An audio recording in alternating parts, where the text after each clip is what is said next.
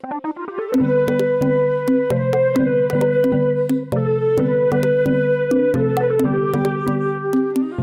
quinta-feira, 22 de agosto, aconteceu o 6º encontro do ciclo de conferências Biota FAPESP Educação. O assunto dessa vez foi a Mata Atlântica.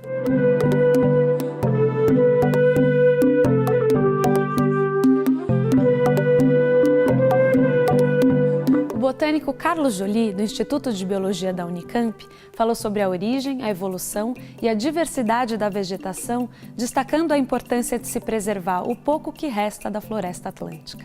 150 milhões de anos atrás, os continentes estão no hemisfério sul, ainda constituíam praticamente um bloco único, que era chamado de Gondwana.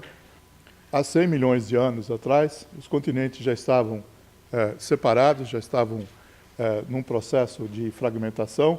A gente já identifica aqui a Índia migrando mais ao norte, a Austrália separada, a Antártida e a África e o Brasil separados. Então, por quase 90 milhões de anos, a América do Sul vai ser uma gigantesca ilha, da mesma maneira como a Austrália, e toda a evolução da sua flora e da sua fauna vai estar condicionada por esse isolamento e depois vai sofrer as consequências da reunião com a América do Norte.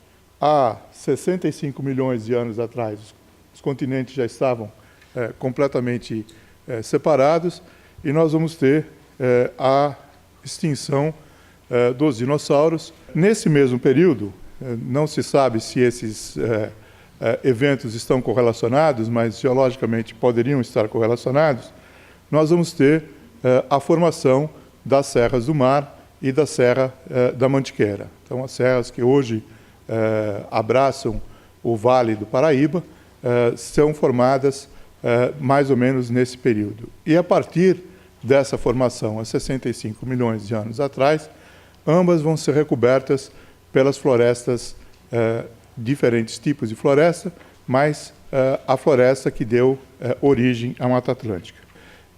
Podemos assumir que essa é a nossa floresta mais antiga.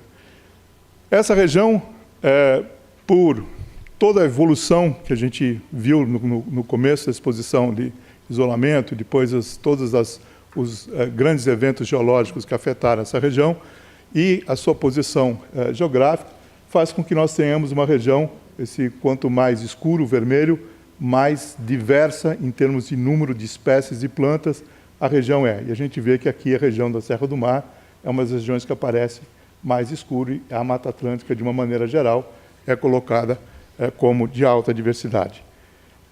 Tem um alto número de espécies endêmicas de fauna, o André vai falar mais detalhadamente disso, e em termos de flora, praticamente 3/4 das bromélias que ocorrem na Mata Atlântica são exclusivas da Mata Atlântica e cerca de 50% das espécies arbóreas também são endêmicas e exclusivas da Mata Atlântica.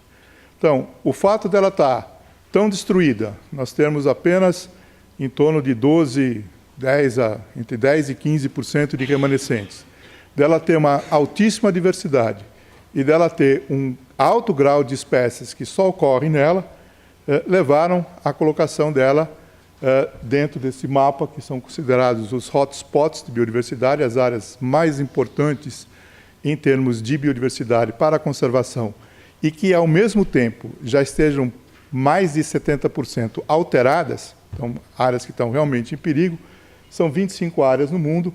Nós temos a Mata Atlântica e o Cerrado colocado dentro dessa classificação.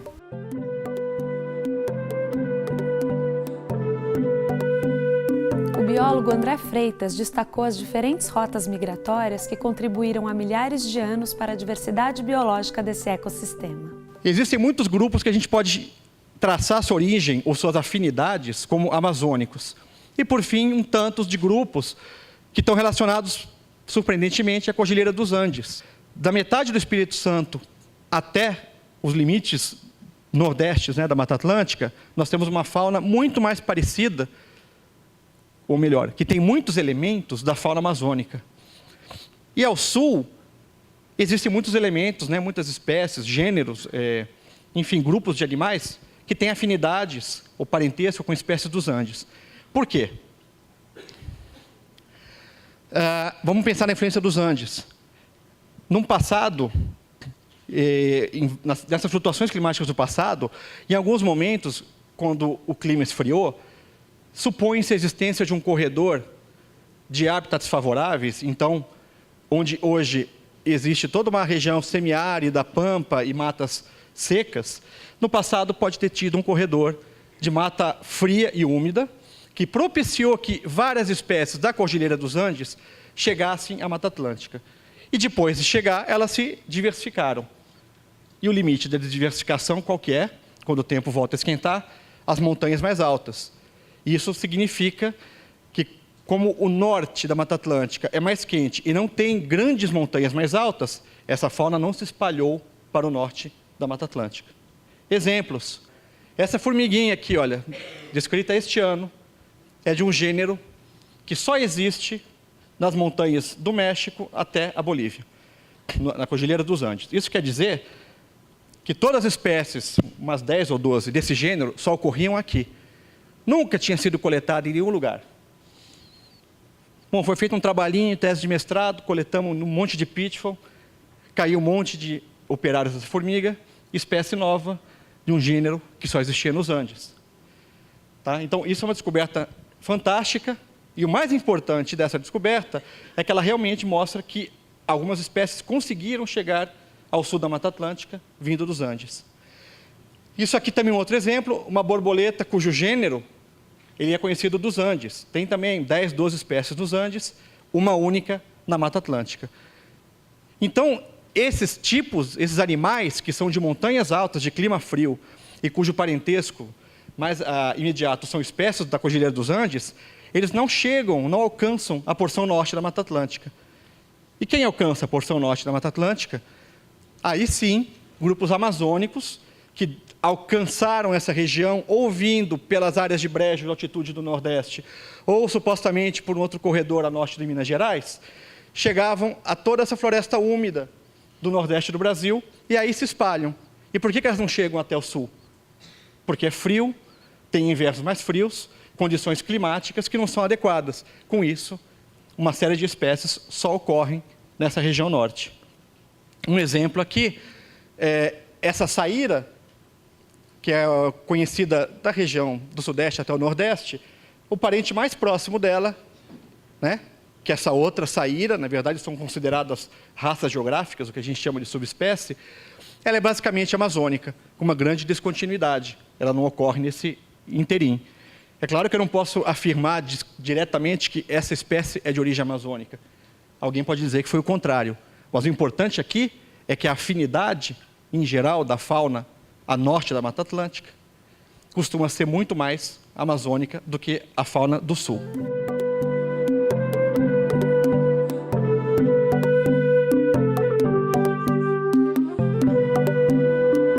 Já o pesquisador Flávio Ponzani, do Instituto Nacional de Pesquisas Espaciais, falou sobre os bastidores da elaboração da versão mais recente do Atlas de Remanescentes Florestais da Mata Atlântica, do qual é um dos autores. Quando eu estou falando em monitoramento, eu tenho que ter um mapa base que eu vou começar o meu trabalho e a partir dele eu vou atualizando esse mapa periodicamente, o que vai caracterizar o monitoramento. O que constitui monitoramento?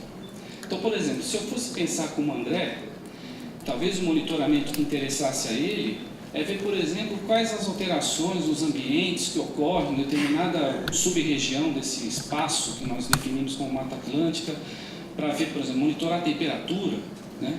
Mas quando eu falo monitoramento, eu estou falando do monitoramento da cobertura florestal desse espaço, desse domínio que nós chamamos de Mata Atlântica. Então, se um fragmento ele foi recuperado ou restaurado, se um fragmento foi retirado, se um grande fragmento sofreu intervenções, sempre pensando no corte raso. Ah, mas você não tem um sensor melhor? Você só vê corte raso. O que é o corte raso? Quando você suprime a floresta totalmente, né? Mas não tem um jeito de você ver um corte mais seletivo, por exemplo? Na Mata Atlântica não dá, mas na Amazônia dá. Mas por que isso? Tem relevo diferente. padrão de uso e ocupação na floresta amazônica é totalmente diferente do padrão de ocupação na Mata Atlântica. Então, lá eu consigo ver com o mesmo sensor coisas que na Mata Atlântica eu não consigo. O problema do domínio temporal. Lá na Amazônia, por exemplo, os fenômenos ocorrem com uma certa regularidade. Eu sei que todo ano agrícola, quando eu chego no período seco, eu vou esperar desmatamento, porque as pessoas entram com as máquinas na floresta, detonam a floresta em grandes proporções. Na Mata Atlântica eu não tenho esse calendário agrícola. Eu tenho mais uma ocupação urbana que vai crescendo no efeito formiguinha. Então, hoje você tem uma malha urbana, aí você tem aqueles puxadinhos típicos, né? Deixa eu fazer um puxadinho aqui, o cara vai comendo a floresta lentamente. Eu consigo ver isso com o meu sensor? Não. Então, o monitoramento que eu estou me referindo... Está dando eco? Melhor? Bem, o monitoramento que eu estou falando, então, são de áreas até 3 hectares, né, de tamanho, de dimensão, e que ocorrem a cada ano. Hoje nós fazemos a cada ano. Nessa época, aqui em 1990, nós fazíamos a cada 5 anos. Então, para vocês terem uma ideia, para fazer o mapeamento dessa área toda, a gente precisava mais ou menos 3 anos de trabalho. Tudo é feito com interpretação visual de imagem. Então, ninguém pega a imagem, faz processamento digital, aperta um botão no computador e sai tudo pronto. Isso não existe. Então, é um trabalho subjetivo? É. Isso explica, então, diferenças de mapeamento que tem entre o Instituto Florestal de São Paulo e o mapeamento que a gente faz pelo INPE e SOS Mata Atlântica? Sim. Sempre vai ter diferença? Claro. Dá para comparar? Depende. Então, não é uma coisa assim que vocês têm uma resposta, uma receita de bolo que a gente possa passar para vocês e vocês saírem comparando dados de diferentes fontes.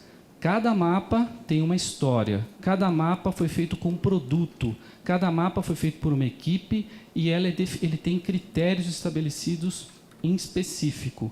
E isso, então, vai inviabilizar ou vai dificultar a comparação direta. Toda vez que vocês trabalharem com mapas, não assumam aquilo como uma verdade absoluta. Ela é fruto de um trabalho que tem estabelecido um objetivo, tem estabelecido um critério de mapeamento, de elaboração, e aquilo é particular do produto. Então, não dá para comparar mapas entre si.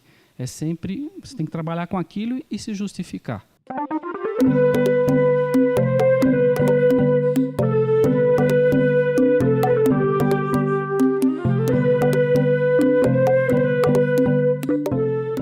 Em setembro, o tema do encontro será a Amazônia, maior floresta tropical do planeta. Até lá!